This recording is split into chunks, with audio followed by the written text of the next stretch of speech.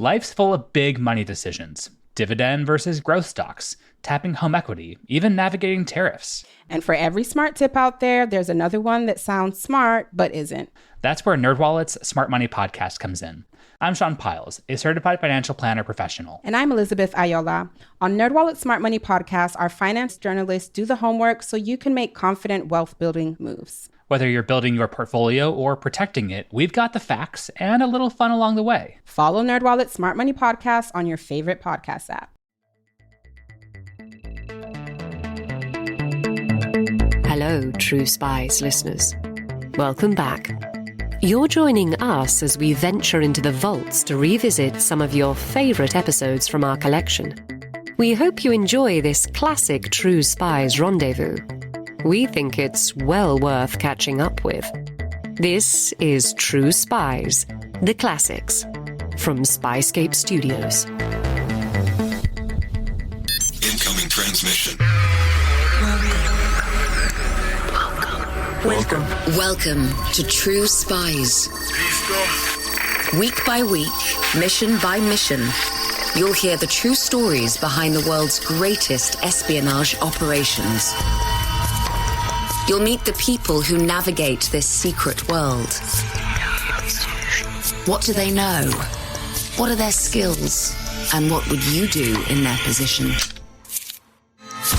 This is True Spies. This is vengeance. I mean, it's human nature. It's that revenge. I can't tell you how many of our friends we saw killed in the operations that went on out there. This was personal. Episode 8, True Narcos.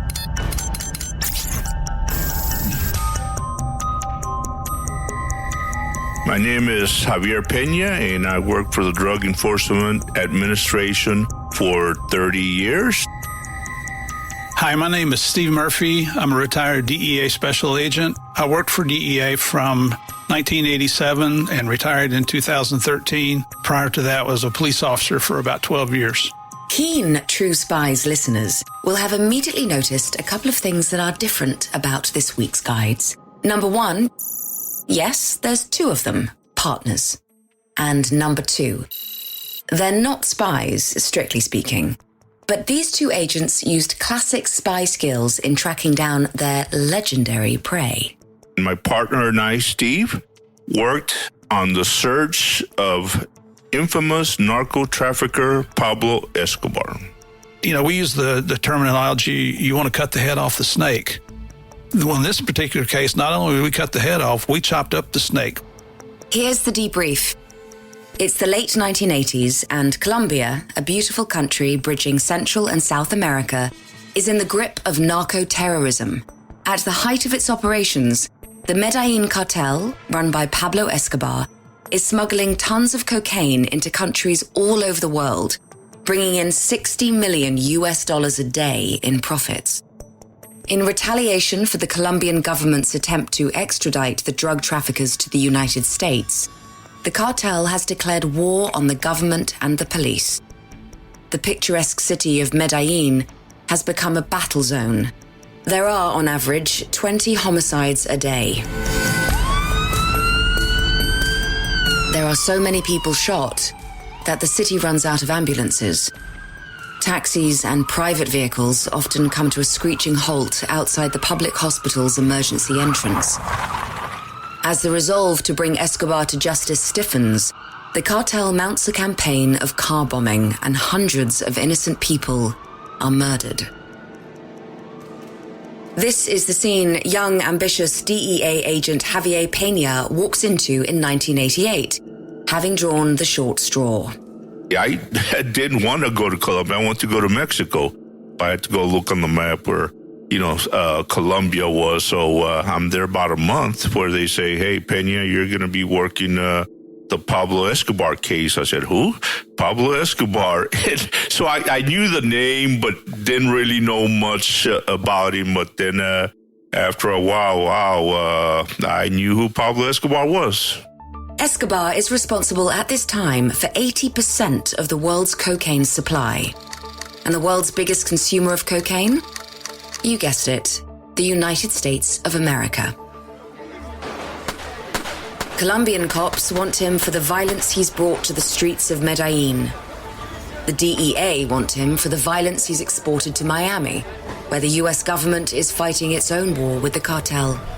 With DEA, we go after the biggest traffickers. You're not looking for the low-level dealers. You're looking for what we call climbing the ladder. So if you do arrest somebody, you're looking to maybe flip them into becoming an informant, gleaning all the information that they have available, and then you want to keep going up to that ladder so that when you take out an organization, you're just not taking out the people at the lowest level. You want to take out the entire organization. Chop the head off the snake. Still, there are perks to hunting notorious drug dealers, as Javier quickly found out. It was 25% for danger pay and 25% for hazardous pay. So it was basically 50% above your salary. So the danger pay is because of the car bombs, the assassinations that Pablo Escobar had paid. And the bounty on their heads, of course, as Agent Steve Murphy realized when he arrived. There was a price tag on all DEA agents' heads placed there by Pablo Escobar. It was $300,000 back in, I got there in 1991, so I don't know what that equates to in today's money. For two agents, about $1 million, give or take. Whereas hazardous pay, you're working in a different environment. It's not safe environment. It was a no kid post. This was made abundantly clear the first time Javier visited Medellin, where a team of Colombian police officers dedicated solely to catching Escobar were based 24/7. He was met at the airport by a convoy of 3 armored vehicles. So I said, hey, Javier, hey, come on in. So I get in the back seat and, I'm beginning to know this guys. And one of the guys says, Javier, you got a gun? I said, yeah. He said, pull it out. Sort of like yelled at me. This is the way we drive around Medellin. When you put your gun on your chest, he says, look at all those motorcycles. A lot of them are Pablo Escobar sicarios. And once they find out who you are, they're going to try to kill you. I've never had done that, drive around with your gun on, on your chest. I mean, it was just an eerie feeling. Sicarios, hired killers, thugs, but also often young men living in the city's shanty towns who were promised an escape from abject poverty in return for a life expectancy of just 22 years. Riding around to a motorbike looking for cops to slaughter. Colombia was an interesting overseas posting for a husband and wife to pick. The life in Miami had been very, very exciting, being a DEA agent. And, quite honestly, I was looking for more excitement. Boy, I didn't realize what I was getting to in Colombia, though. It was somewhat of an eye-opener. But my wife being there, she's a tough girl. She's much tougher than I've ever been in my life. It was actually her idea to what's the next most exciting thing we can do after Miami. Go to the source, I suppose.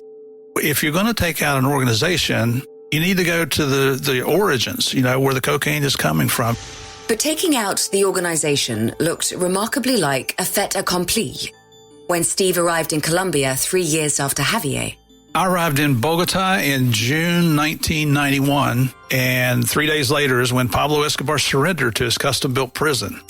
Pablo Escobar, DEA case number TKO 558-ZE880008, is, in June 1991, on the run and in hiding. And the first major manhunt mounted by the Colombian National Police to capture him is about to end in victory for Escobar.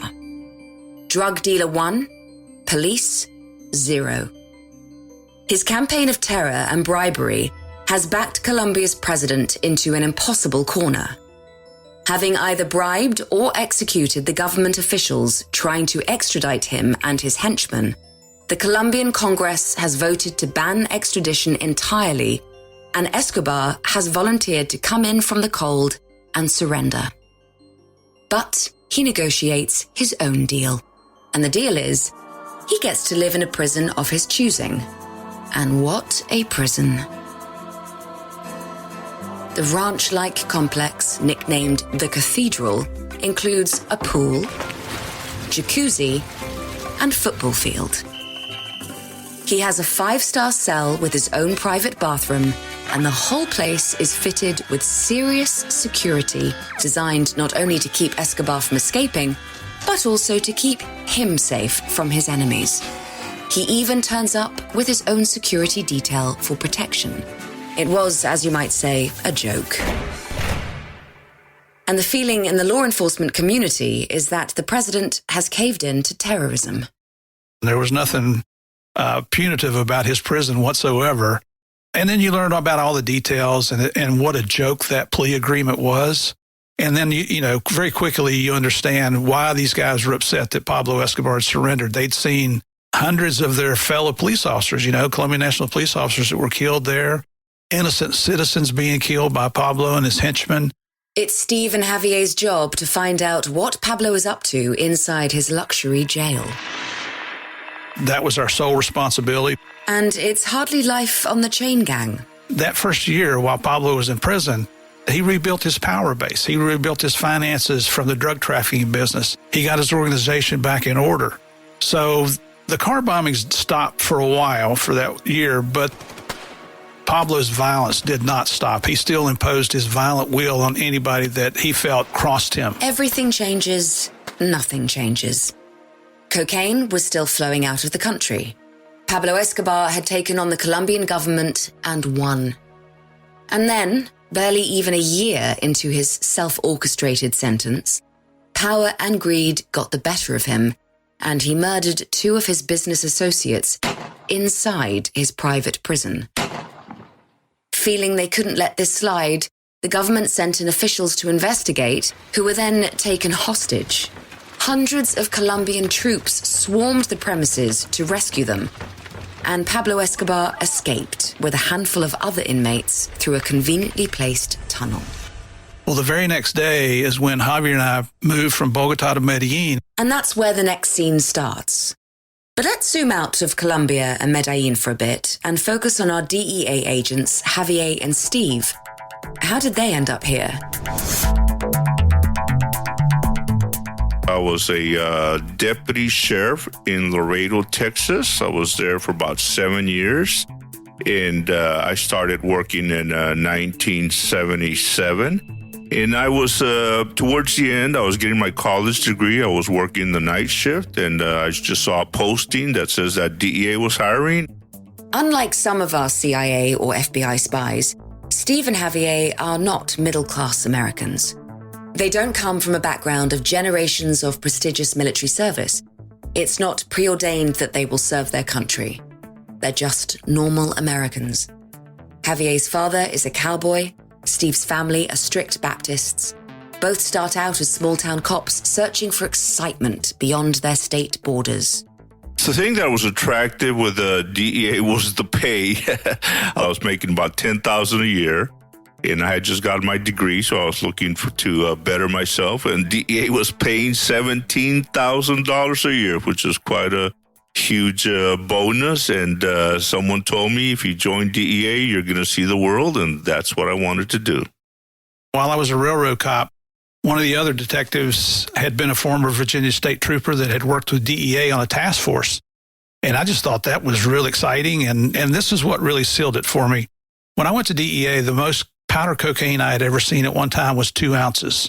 The first undercover case I worked on in DEA, we went to the Turks and Caicos Islands from Miami and picked up 400 kilograms. So I went from 2 ounces to 880 pounds of cocaine. You know, to be quite honest with you, I'd never even heard of the Turks and Caicos Islands at that time. I didn't know where they were. I had an addiction, but it was the opposite of being addicted to cocaine. It was addicted to being a DEA agent. Steve's first posting as a DEA agent was tropical Miami, the entry point for the majority of cocaine coming into the country from Colombia. This sounds silly, but I'd been watching the show Miami Vice, and, you know, you tend to think some of the things that you see on TV might be true. Steve had dreams of being the new Sonny Crockett, driving around Miami in a Ferrari Daytona Spider, catching the bad guys. Nothing was further from the truth, but it was extremely exciting. DEA agents work the streets. They're used to getting their hands dirty, used to having guns to their heads. It comes with the territory. It's not just a job, it's actually a lifestyle. It impacts every area of your life if you're out making successful cases, and that means you're placing yourself in danger, whether you're working undercover, doing surveillance, whatever it might be, but also making sacrifices are your family because it's very, very time intensive. It's absolutely not a 40-hour-a-week, 9-to-5 type job. You have to be available when the drug traffickers are out there. Typically, drug dealers, they like to party at nighttime, so there's lots of times when you might be out all night. Better work on that coffee habit then. Your job as a DEA agent is to develop informants who will help you climb that ladder to the top of the trafficking organization. Informants who are, let's remember, first and foremost, criminals. Some of the informants will try to lie to you. They'll try to use you. And, you have to determine what their motive is for doing that. Are they really drug traffickers? Do they really have the information? Are they trying to take out the competition? Are they just trying to lie to us to throw us off somebody else's trail? There's a lot of different motives why someone would want to be an informant. But once you find someone like that and they can make introductions for you, then we're actors. You play the part. Your informants made the introduction. It's now up to you to convince the next guy on the rung that you mean business. What we put out on the street through our informant is that we had access to planes and boats, and we were willing to transport anything, anytime, anywhere for a fee. Well, once the word gets out through the criminal community, you start getting phone calls. Hey, I've got 400 kilos of cocaine I need to transport from the Guajira Peninsula of Colombia to South Florida, or do you have a plane? Do you have a boat available? I've got a load in Haiti that I need to bring into the Florida Keys. And sometimes that means playing it as close to straight as possible. Well, I was actually Steve Mitchell. That's my undercover name. I'm a white guy. I have an English-Irish background. I'm very light-skinned. I have light-colored eyes. I didn't have the dark, ruddy skin like somebody from South Florida would have. Another key, I always use my first name because that way if somebody calls you by your first name, you're going to turn. Whether you're undercover or not, it's something you have to be aware of. It's important to be aware of your vulnerabilities. And it's equally important to know your edge. The street awareness in any law enforcement job is critical. It's something that they try to train you. However, when you go out on the streets, a lot of it comes out at that level. Street smart, you can't teach it. They try to, but it's something that's innate in all of us. It's that common sense factor. Back when Javier was a cop in Laredo, Texas, he used to hop across the Rio Grande to hang out in the seedy bars and strip joints the Mexican side had to offer. It was a habit he continued when he became a DEA agent in the state capital, Austin. He had a sense that's where he'd pick up the best intel. Some of my best cases were made, hanging out at bars, which I shouldn't have been doing in the official capacity. Then again, hanging out in seedy bars might just have saved his life. Remember walking in to a hotel room undercover, which we shouldn't have been doing nowadays. That's not safe to do. But, it's Friday afternoon. Everybody wants to go home. Peña, let's get the deal done right away. It's a simple buy bust. You go in, the guy's got the heroin, and we're going to arrest him, So make sure you do it quick because we all want to get out of here. It's Friday afternoon. No problem. I walk in. The first thing that the crook does, puts a gun to my head and says, if you're a cop, you're the first one I'm going to kill. Freeze frame. You've broken the rules. You've rushed a deal. And you've forgotten the first rule of undercover work. Don't be complacent. And now, there's a twitchy drug dealer with a gun to your head. This scenario didn't come up in training. What are you going to do? Rewind the last 3 minutes on double speed. There, that's it. You've got it. I noticed he was a Mexican from Mexico. He mentioned something about Nuevo Laredo, which is right across Laredo, and my street mode goes into effect. And I start naming off some of the city bars, which I'm not proud of.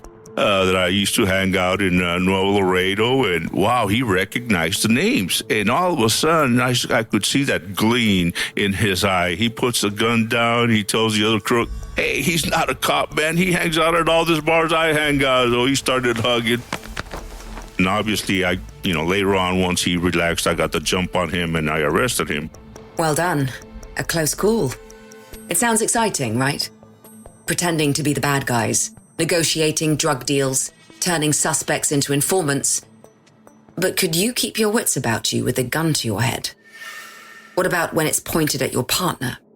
We have the ability to focus on a mission and to stay focused on that mission. Even when you become discouraged and you're seeing friends being killed, you still have to maintain your focus and do what's right. You have to have unquestionable integrity, because if you're caught lying, you've just given up your integrity and you can no longer testify in court. You have to be forward thinking. You can't just look at what's in front of you and think, okay, if I take this guy down, he's out of the way. Well, you have to think, all right, how's that going to impact? What's to be gained by arresting this person if we arrest him now or if we leave him out for a little while longer? Does he pose a danger to the community? So you have to use a lot of common sense, but at the same time, you have to be strongly aware of what your responsibilities are, not only to your agency and brother and sister agents, but also to the public, because as a DEA agent, you're nothing more than a public servant.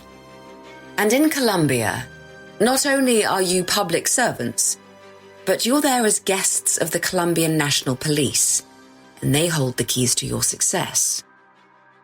Where were we? Ah, yes, cut to July 22nd, 1992. Steve and Javier are now partners, and Pablo Escobar has just escaped from his luxury prison. Well, the very next day is when Javier and I moved from Bogota to Medellin. To the Holguin Police Headquarters, to be exact. The compound in Medellin where the Search Block, a group of Colombian police who exist solely to get Pablo, is based. And the truth is, it was well known that the Colombian National Police were not there to seize money. They were not there to seize drugs. They were there to find, capture, and kill, if necessary, Pablo Escobar. That was our mission. Our boss, Colonel Hugo Martinez, who's a real hero in Colombia, Pablo Escobar hated Colonel Martinez. I would see the letters that Escobar would write to Martinez. I mean, it got to the point where the colonel had to hide his family. It was just a very, very bloody personal war between Pablo Escobar and the Search Block. It was very risky to be at the Search Block. Escobar, yes, he knew who Steve and I were. He mentioned our names in some intercepts. And we were the only two DEA guys at the Search Block. So everybody knew who Steve and I were, the neighborhood people, all the cops. The first rule of a manhunt is to know your target inside out. Get inside their head. When you're going after someone, you have to learn everything about that person, his family, their friends, associates, anything that's going to help you broaden that investigation. Javier won't tell you this, but he has a mind like an encyclopedia. I've never met anybody like him that has the recall at a moment's notice of organizations, the membership, who's responsible for what, what's the relationship, who the family members are, the locations they're associated with. And the second? Make friends and influence people. You're the only gringos around.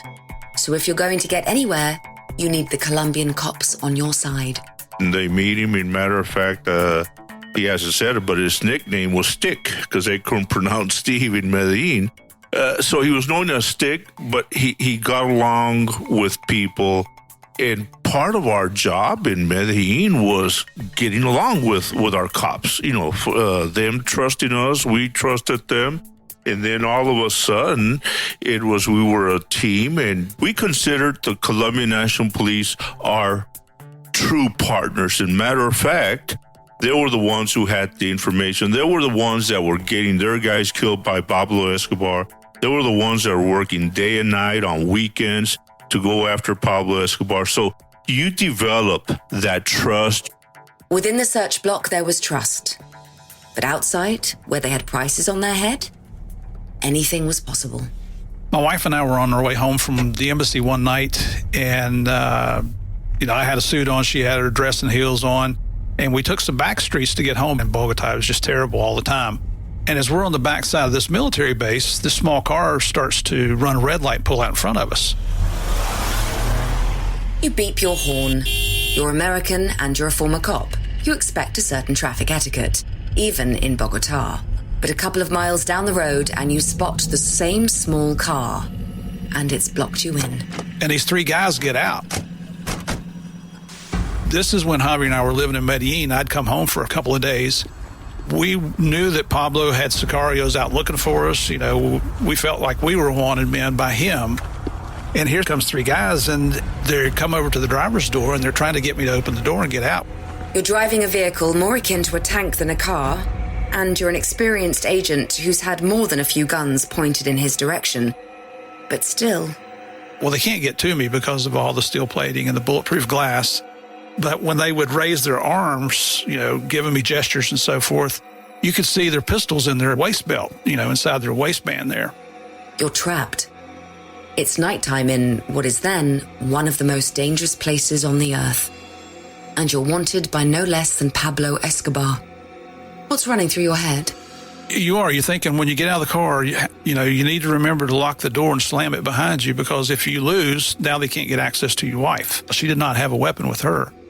But you're also looking at angles and you're assessing these guys by their mannerisms, who's going to react the quickest, which one are you going to go after first. It sounds like something you'd see on a TV show, but these thoughts actually do go through your mind because you want to survive.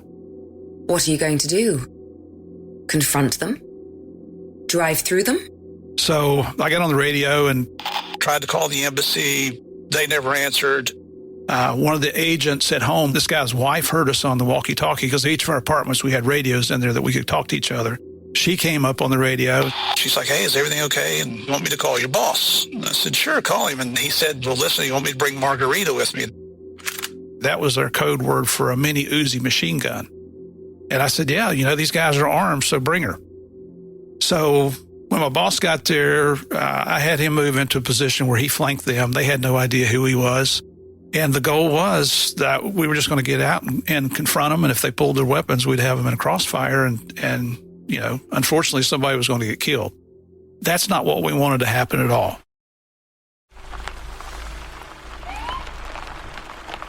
Finally, the Colombian police arrived and settled the dispute. It turned out it was a simple matter of road rage. The three young men, members of the Colombian army, enraged because a gringo had blown his horn at them. But, I didn't know their military. I didn't know who they were. In my mind, I'm thinking I'm working with a search block in Medellin. These are probably three sicarios. And in a fight between an Uzi and three guys with pistols, I'd put my money on Margarita. Wouldn't you? But it's getting on, and you want to know about Pablo, don't you? Well, it turns out that nobody has a clue where he is. We knew something was wrong. We just could not figure out the frequency. We could not figure out, and we had the best technology systems out there. The signal has gone cold. The drug deals continue. The killing hardly abates. They know he's on the run. He knows it's only a matter of time before they track him down. So he tries through his son, Juan Pablo, to negotiate another surrender. This time through Colombia's Attorney General. And I became friends with the assistant working in Medellin, Colombia.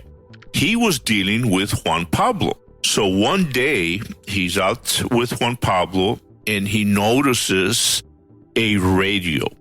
And he notices that the kid is talking to his father. So he goes up and he memorizes that frequency. Wow. All of a sudden, I get that frequency and we pass it to, all the intel agencies, CIA. We pass it to them. And then all of a sudden, El coste total será de 15 millones.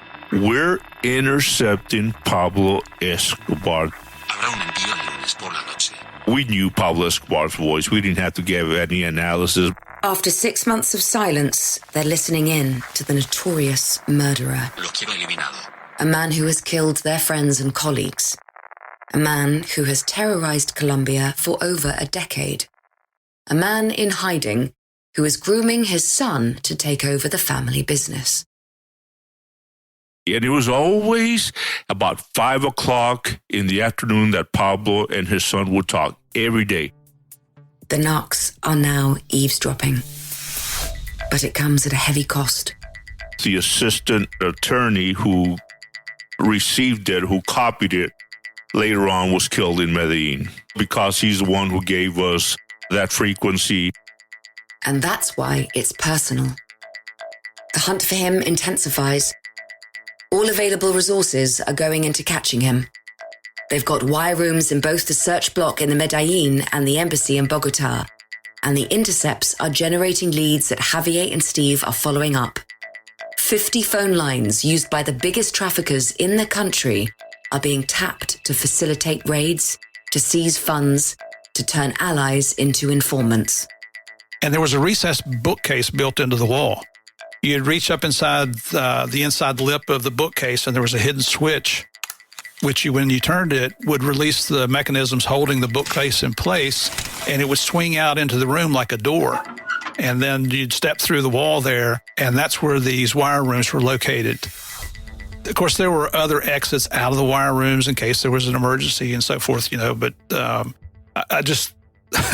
when I first saw that, I'm thinking, wow, this is really like I Spy kind of stuff, It was, I'd never seen anything like that.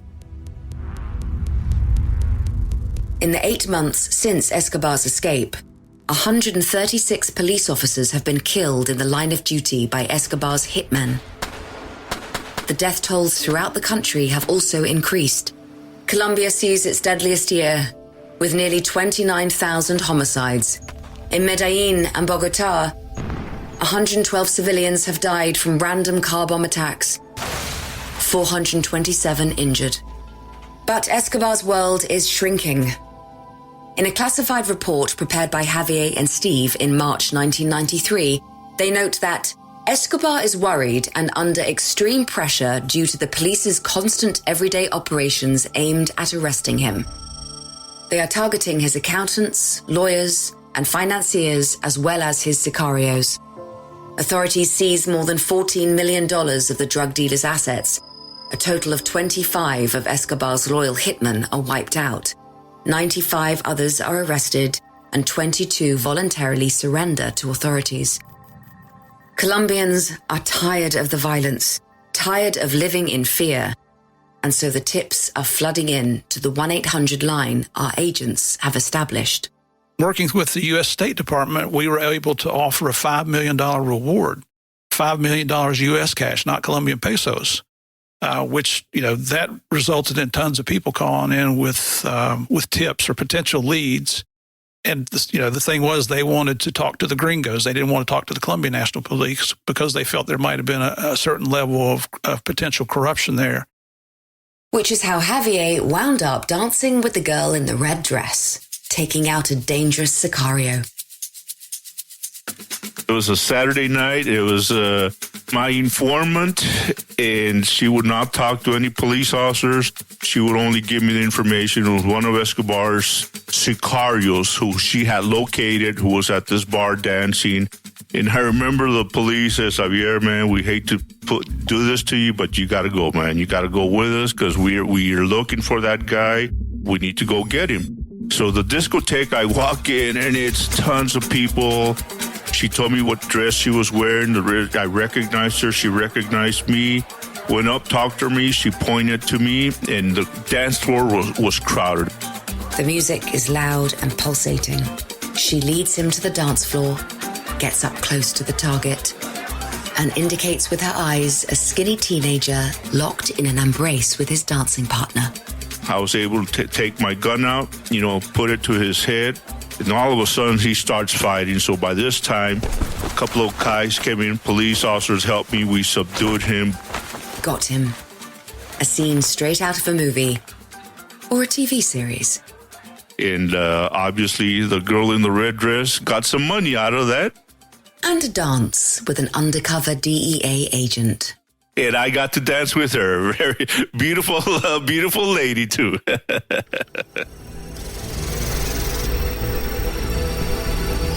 Towards late November, early December, Javier and I felt, you know what, we're really getting close. I mean, there's a lot of good information coming in. We had been through a period of we weren't getting many leads. We were becoming discouraged.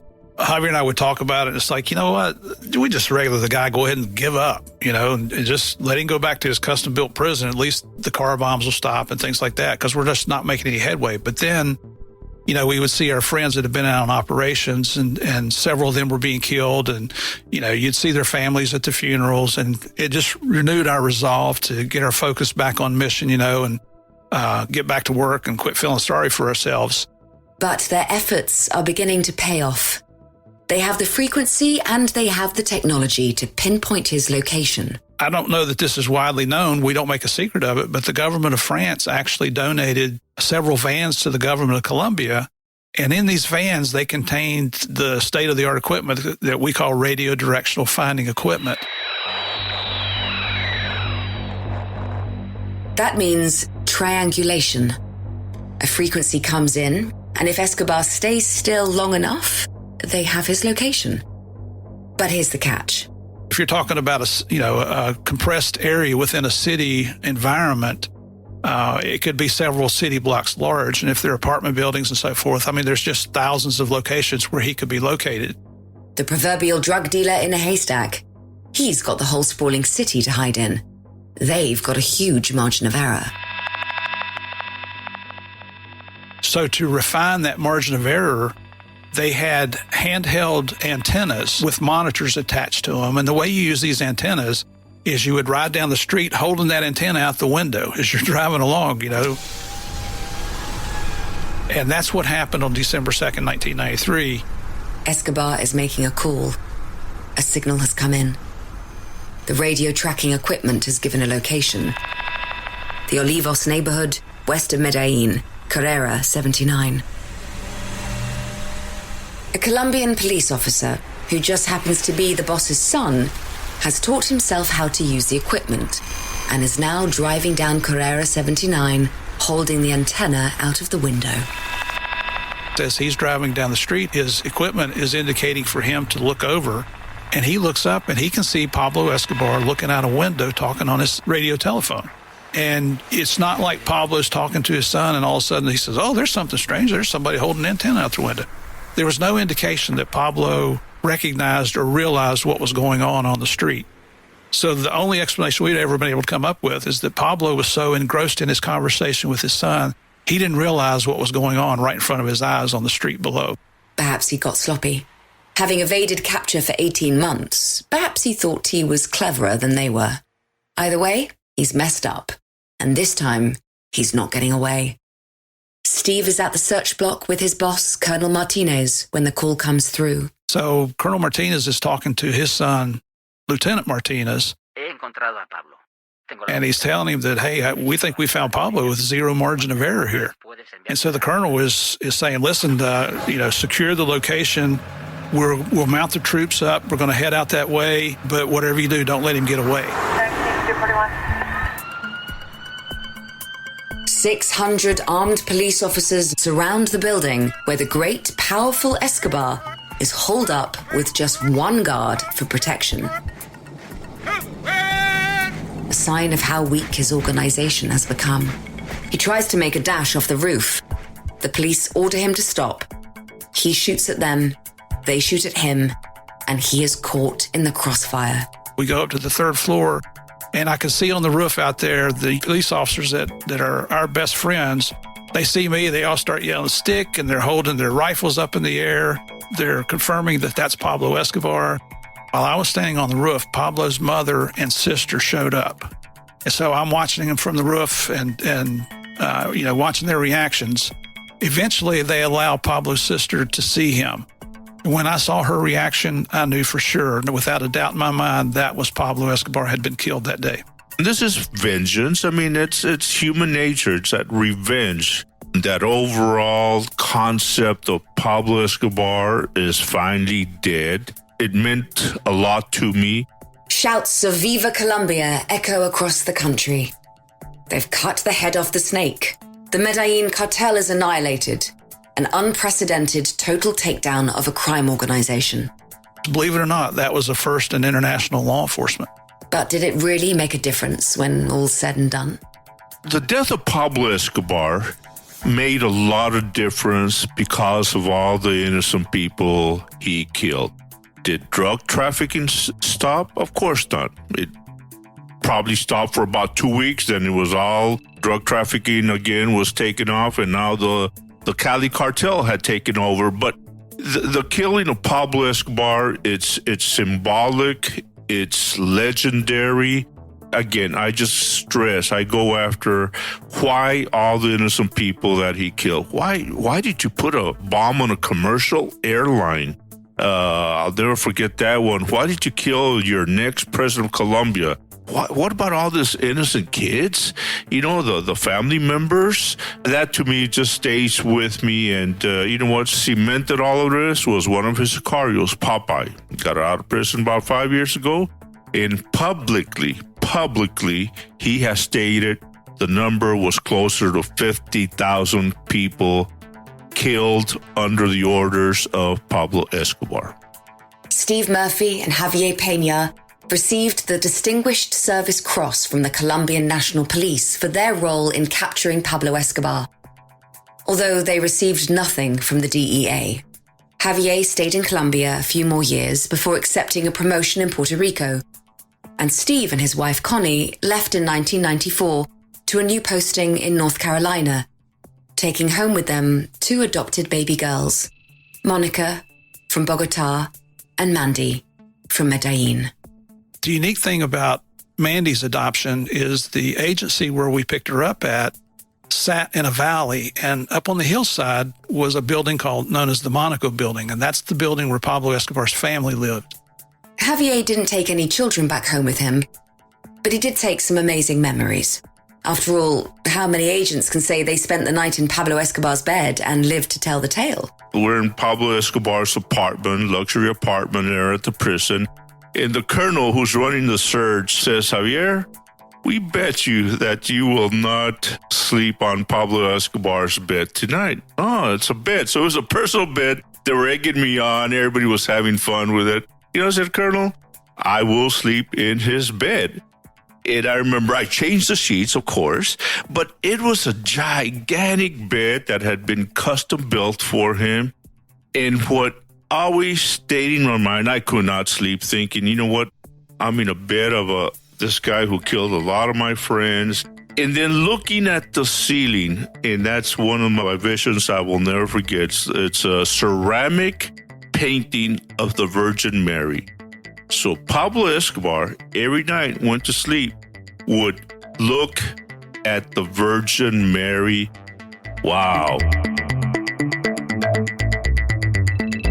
Join us next week for another operation with True Spies.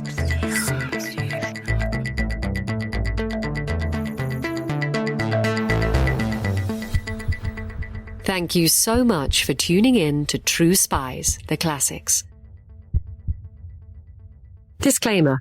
The views expressed in this podcast are those of the subject. These stories are told from their perspective, and their authenticity should be assessed on a case-by-case basis. If you're enjoying this podcast, please click now to give it a 5-star rating or leave a review. Ratings and reviews help people discover the podcast and help us bring you more great stories. And if you have some time, why not forward the podcast to a friend?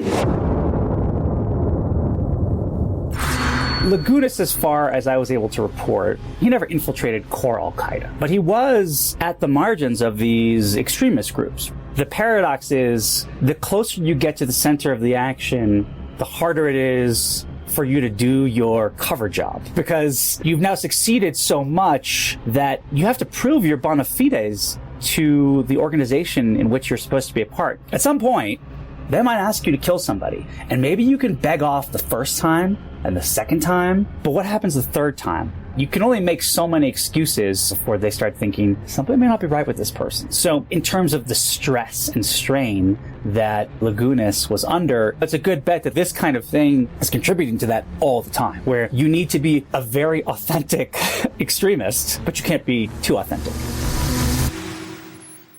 True Spies from Spyscape Studios. Search for True Spies wherever you get your podcasts.